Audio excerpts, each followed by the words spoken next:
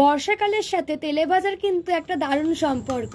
আর এরকম বৃষ্টির ওয়েদার, তার সাথে সন্ধ্যেবেলায় যদি এরকম গরম গরম মুচমুচে খাস্তা বেগুনি পাওয়া যায় তাহলে তো আলাদাই মজা। তাই আজকে আমি তোমাদের সাথে এই বেগুনি রেসিপিটা শেয়ার করব, যেটা খেতে হবে একদম দোকানের মতো।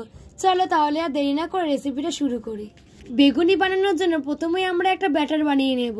তাই জন্য একটা বাটির মধ্যে নিয়ে নিলাম 100 গ্রাম মতন বেসন, খানিক কালো জিরে, কিছুটা হলুদ গুঁড়ো, লঙ্কা গুঁড়ো, স্বাদ মতো নুন, চিনি আর সবশেষে দিয়ে দেবো একটু বেকিং সোডা।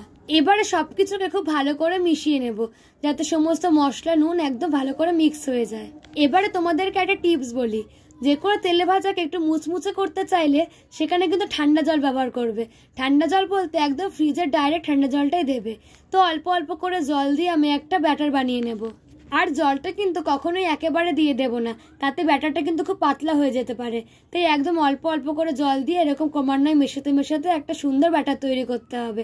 আর ব্যাটারের ঘনত্বটা দেখো ঠিক এরকম হবে, বেশি পাতলাও না বেশি ঘনও না। তো আমাদের ব্যাটারটা তৈরি করা হয়ে গেছে।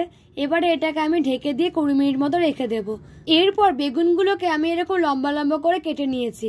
লম্বাও যেমন কেটেছি তেমন কিন্তু পাতলাও কেটেছি। দেখো ঠিক সাইডটা এরকম ভাবে কেটেছি।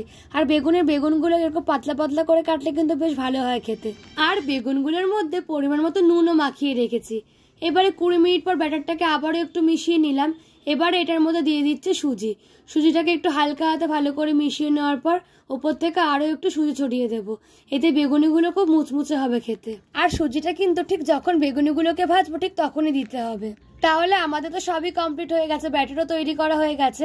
এবারে এক একটা বেগুনগুলোকে নিয়ে ওই ব্যাটারটার মধ্যে ডুবিয়ে গরম তেলে লাল লাল করে ভেজে নেব। আর এখানে আমি ভাজার সময় গ্যাসের ফ্লেমটা কিন্তু মিডিয়ামেই রেখেছিলাম। তোমরা একবার এই প্রসেসে বাড়িতে বানিয়ে দেখো, প্রত্যেকটা বেগুনি যেমন ফুলবে তেমন কিন্তু মুচমুচেও হবে। আর পরে কিন্তু নেতিয়েও যাবে না।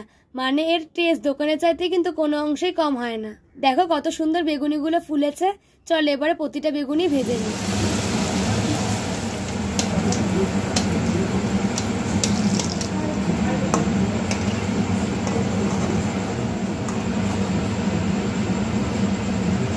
তো আমাদের প্রতিটা বেগুনি ভাজা হয়ে গেছে।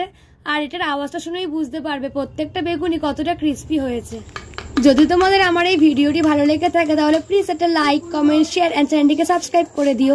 আর ফেসবুক থেকে দেখে থাকলে প্লিজ একটা ফলো করে দিও। দেখা হচ্ছে নেক্সট ভিডিওতে। Thanks for watching, tata.